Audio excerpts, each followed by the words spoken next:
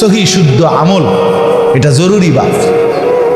আমল আল্লাহর কাছে কবুল হওয়ার জন্য 1 নম্বর শর্ত হলো বিশুদ্ধ হওয়া, 2 নম্বর শর্ত হলো আল্লাহর জন্য হওয়া।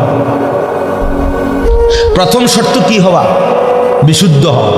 বলেন না, কোনো আমল কবুল হওয়ার জন্য প্রথম শর্ত কি? শুদ্ধ হওয়া, শুদ্ধ বিশুদ্ধ হইতে হবে। তার 2 নম্বর শর্ত হইল আল্লাহর জন্য হইতে হবে, ইখলাস, আল্লাহর সন্তুষ্টির জন্য হইতে হবে। লোক দেখানো হইলে হবে না। লোক দেখা, আমি নিজে দেখছি, আমার এই 2 চোখে কোরবানির গরু কিনছে বেড়া, আমিও কিনছি গরু এক লগে। হাসিলের জায়গার মধ্যে ওই যে হাসিল করে যে এবারে এনে দাঁড়াইছে, আমি দাঁড়াই না পাশে, ওটার নাম হাসিল 200 টাকা। তো হাসিলে ফোলায় ওটার নাম, ওটা দেখছি নে, ওটার নাম লিখছেন মনে করেন।